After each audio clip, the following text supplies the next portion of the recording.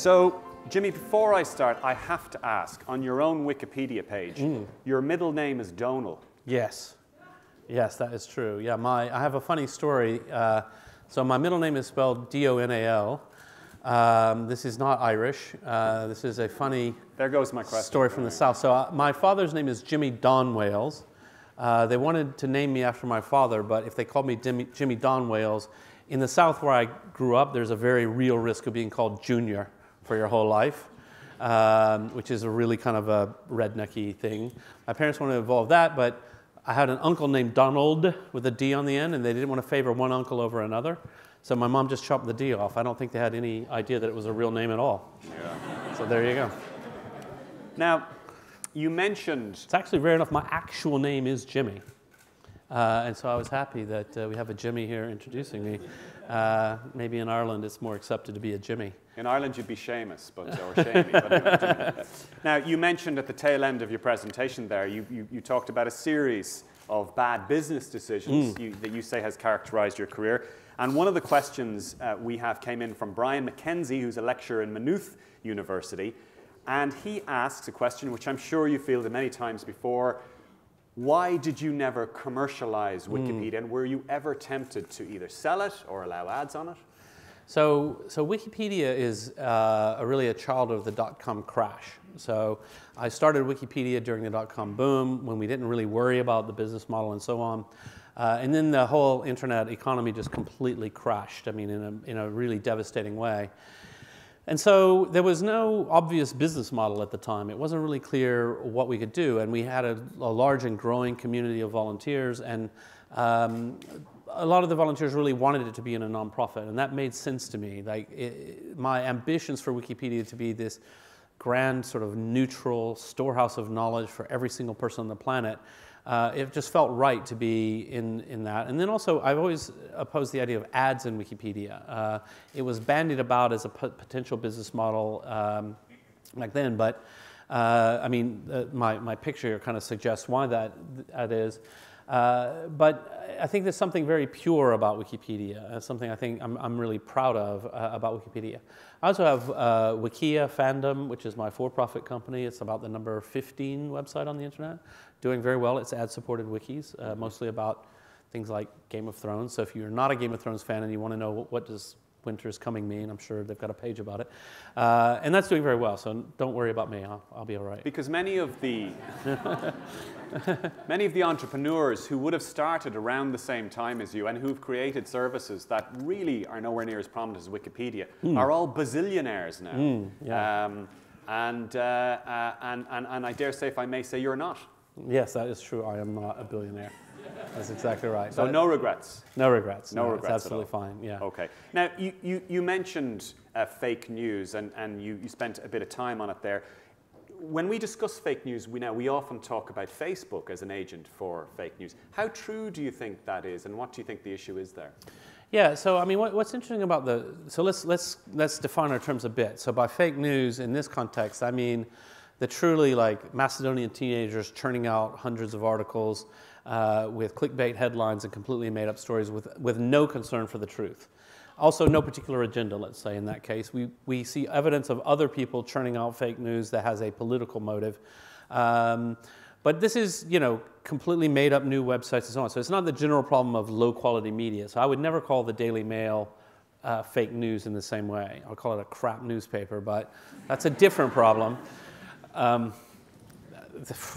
Yeah. People say, aren't you afraid they're going to have a go at you? I'm like, oh, trust me, they already have. So there's nothing left to do. Anyway, so with fake news, so it's a uniquely Facebook problem, I think. It's largely their problem. Because if you post, let's say there's a news headline from the Denver Guardian, and it says something like Pope endorses Trump. So you see this, and it's something that you hoped for, or you were afraid of, or so on, and you decide to share it. If you share that on Twitter, people will yell at you, partly because no matter what you post on Twitter, people will yell at you, but because the Denver Guardian is not a real newspaper at all. And even though it looks like it, I think it's been taken down, I'm not sure, but it's just fake. It's a fake website, and people will find that out. And if you try to put a link to that in Wikipedia, then trust me, the Wikipedians will chop your head off, and that's never going to happen because they're very sophisticated at evaluating sources and so on. But Facebook is slightly different. Facebook, people are sharing with their friends, and what happens is things go viral because it's got a catchy headline and it's somehow plausible and somehow exciting, and it spreads very quickly through networks of people who are naive consumers of news, or they're not news junkies. And I don't mean for that to sound condescending. I don't think in open societies it shouldn't be a requirement that everybody be an expert in evaluating sources and in the news. You deserve to get quality information when you do decide to get the news. But this is just a factual description. It's shared by people who don't take the time to check it out, who don't really know. They think Denver, that's a city somewhere, and Guardian, that sounds like a newspaper, and it sounds all right, and they pass it on. And so that means that Facebook has been the main sort of fertile ground for people trying to do this sort of thing. It also means that there's been a lot of pressure on Facebook to do something about it. But what I always caution people to think about and worry about is if there were a slightly different set of historical events and Facebook suddenly announced 3 years ago, we're going to start deciding which news stories are true or not, and we won't let you share them if they're not true, we would all freak out. Because it's the dystopian nightmare of Facebook is that slowly but surely they begin to not just be a passive conduit for what we want to share with our friends, but actively shaping our understanding of the world by subtly manipulating the algorithms. That doesn't sound like something we want to beg on our knees. Facebook, please adjust your algorithm to cut out the news that we don't like, because it's completely fake and dishonest is a valid motivation for that. But I'm not sure that the locus of this should rest entirely with Facebook, and that Facebook, and I've talked to the top people at Facebook, they're very acutely aware of, they don't want to be seen to be shaping the conversation, yet they do feel that there's a need to do something about this problem, and they're kind of caught in a tough place. And of course, Facebook being Facebook, it doesn't matter what they do, people are going to freak out. That's the nature of being sort of the most dominant social network. But I think as consumers, we should be both sympathetic to Facebook's dilemma, but also keep up the pressure to say, like, this, help us think about how to fix this problem. Right.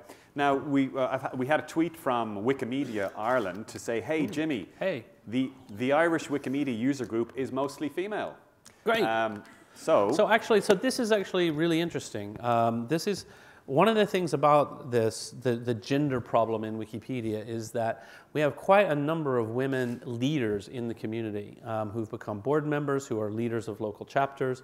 We have quite a lot of women. So what the local chapters are mainly dealing with is partnerships, galleries, libraries, archives, museums, dealing with press inquiries. So if something, the classic typical Wikipedia story is some politician gets caught editing their entry. They want to quote, if you call San Francisco, they're going to be like, we don't even know who you're talking about. And so they deal with that sort of thing. And there are quite a few women involved at that level.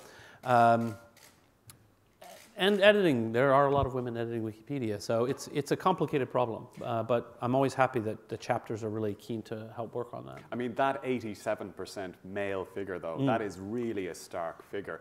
Is there anything that you can do to try and turn that figure around? Yeah, I mean, we've been trying, and I do think it's a little better than it used to be, but we're not in any way claiming significant success. So some of the problems have to do with, and I always say this as a joke against men because it's a safer thing to do, but you know how Wikipedia is written in a very authoritative style, and the things about men is they're very happy to write in a very authoritative style about something they know absolutely nothing about. And women, being slightly more sensible, are less cautious. So I say that as a joke, but the truth is when we have done focus groups asking women, very qualified women, why don't you edit Wikipedia, they're much more likely to say things like, well, I'm not sure I really know enough to participate. Whereas no 27-year-old male tech geek ever said that in their entire life.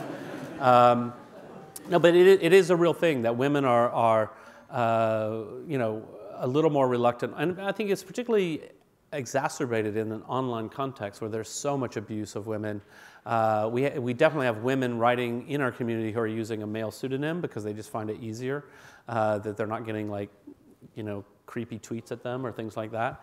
But it is a problem. There's a lot of things we can try to do to solve it, but I don't think we've hit on the formula. I would be very happy if we could move it to, as a starter, if I could get up and say 75%, and then let's get to 66%. There's no reason it shouldn't be completely equal.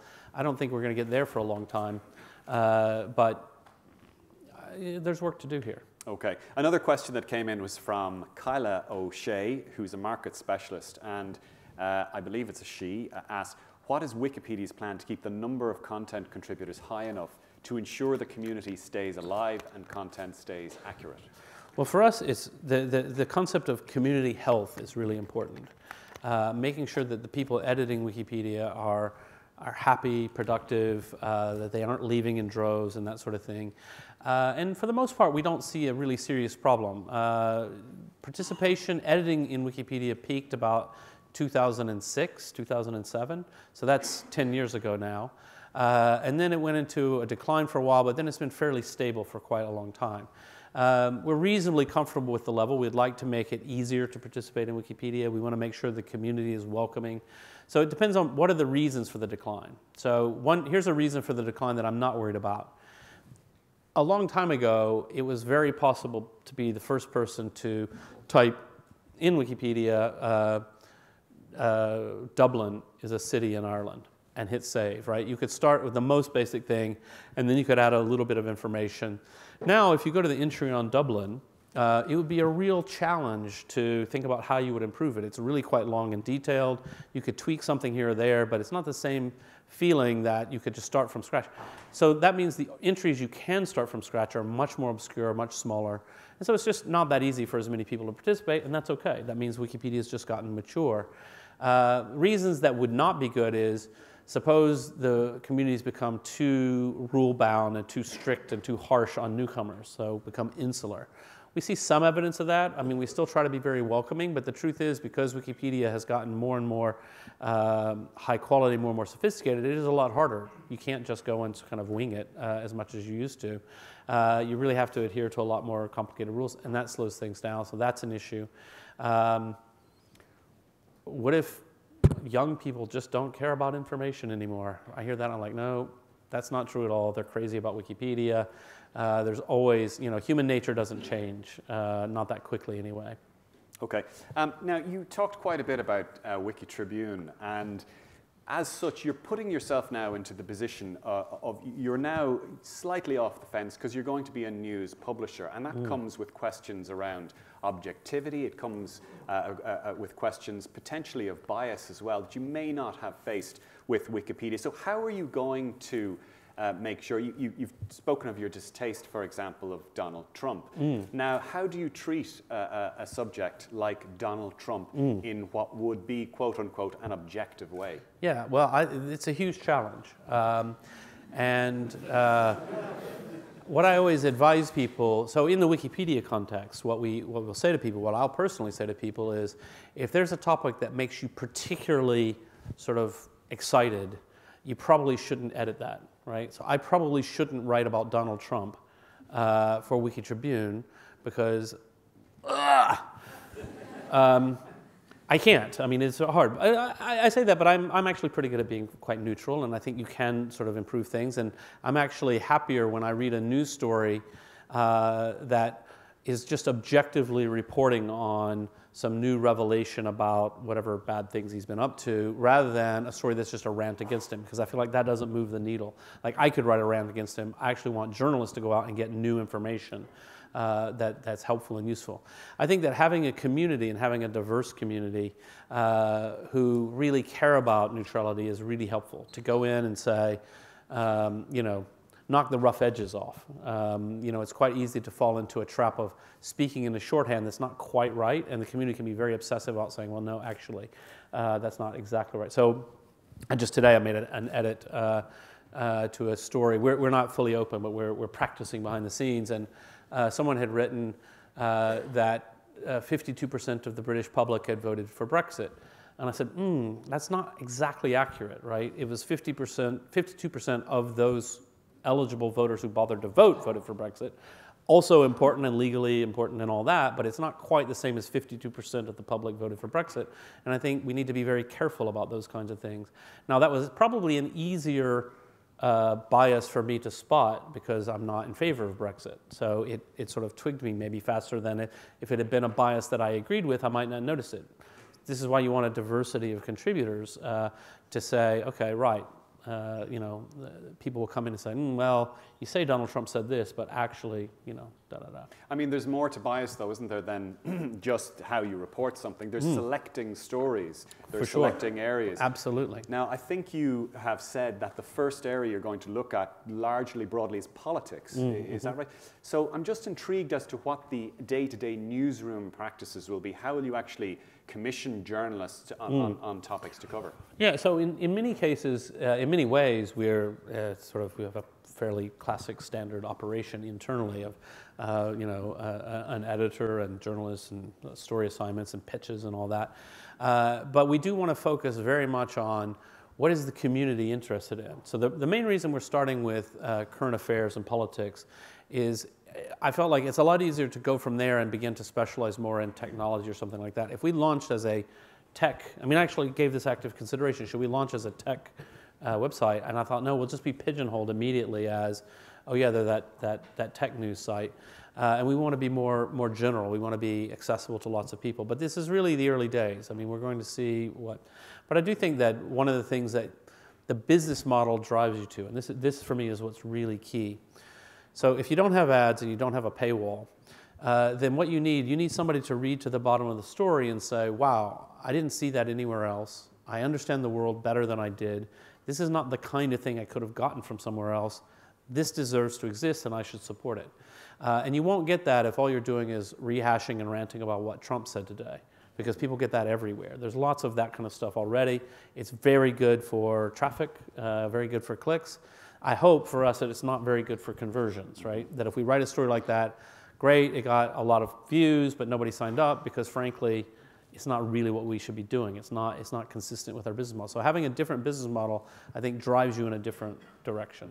Now, we have two questions in on the same theme on this topic. One is from Srimukh Kavuri, and the other is from Brian Healy. And both are asking about sources, about what Wikitribune's strategy on sources would be. Frequently, the accuracy of the information with sources is called into question, and particularly anonymous sources, sometimes which are the key bits of information that break big stories. What will your attitude be towards anonymous sources? So on the first more general question, I think we've published a kind of a starter policy on sources that I'm not particularly I think is very simple, and it's not where we'll end up, because at Wikipedia we know communities go into incredible detail about the nuance of when you could use something as a source or not. So for example, at Wikipedia, using a blog as a source is generally frowned upon, but there are cases if a politician has a blog and they make a policy announcement in their blog of their belief and their position, that's a valid source for what their belief and their position is, clearly, as opposed to their general opinion on something you wouldn't treat as fact in a blog. So that kind of nuance is what we have to get to around citing other places. And then one of the things we want to do is with the interviews that we conduct, we want to be as transparent as possible. So publishing the audio, publishing the transcripts, things like that. It remains to be seen, although so far we've had very little trouble. Will people be as willing to speak if they're going to be recorded and you're going to publish the recording?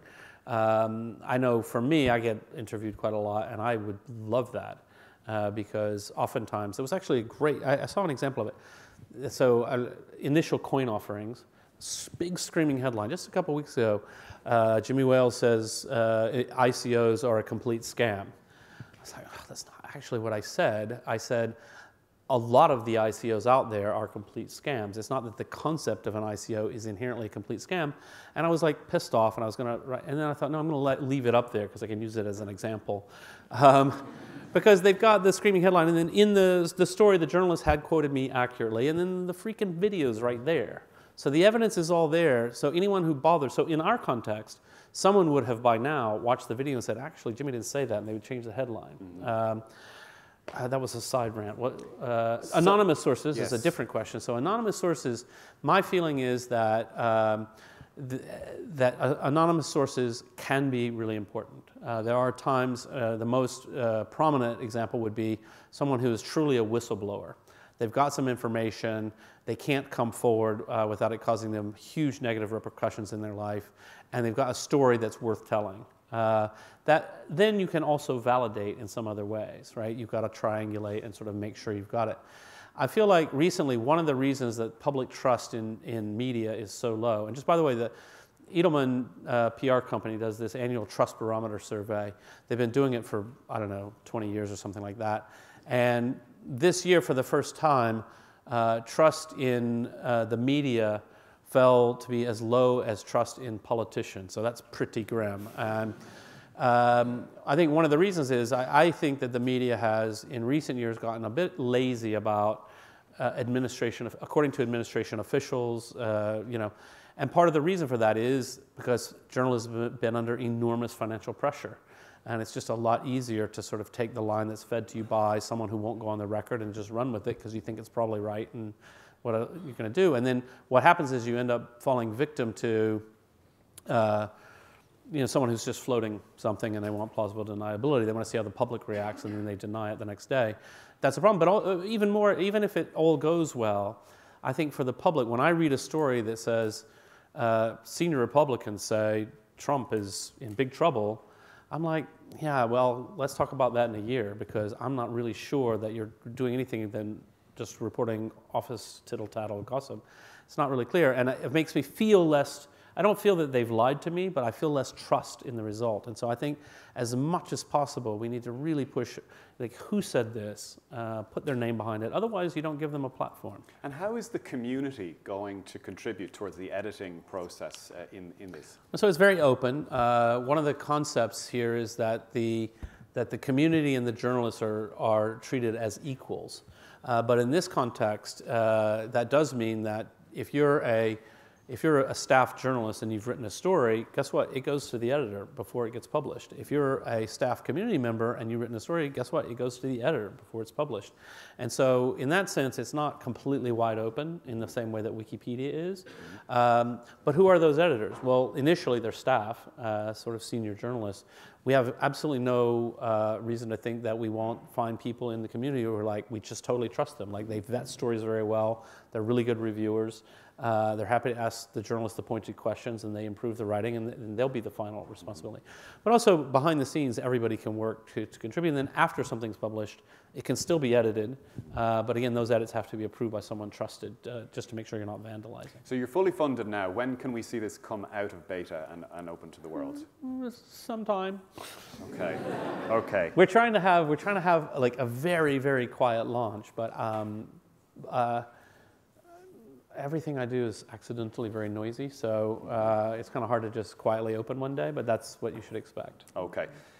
Okay, folks, listen, I think we're coming to a wrap here. I want to thank you for coming here today, Jimmy. Well, it's been an absolute honor to hear you speak.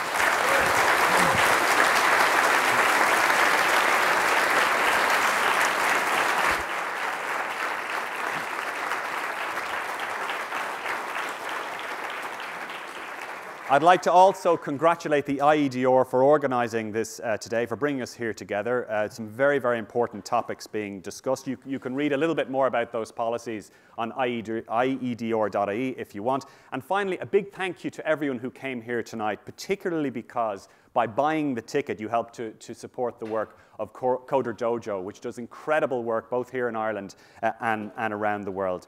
So thank you very much for coming this evening, and hope you have a great night. Oh, we've one more night. We've one more comment. I wanted to really double endorse the idea of the policy forum. I think it's really incredibly important that we have broad stakeholder engagement in making decisions about policy. If we leave it just to the politicians or we leave it just to industry, we won't get the right answers. And these are really complicated questions. So I don't even know what it means exactly, but everybody please do as the man said. Thank you very much.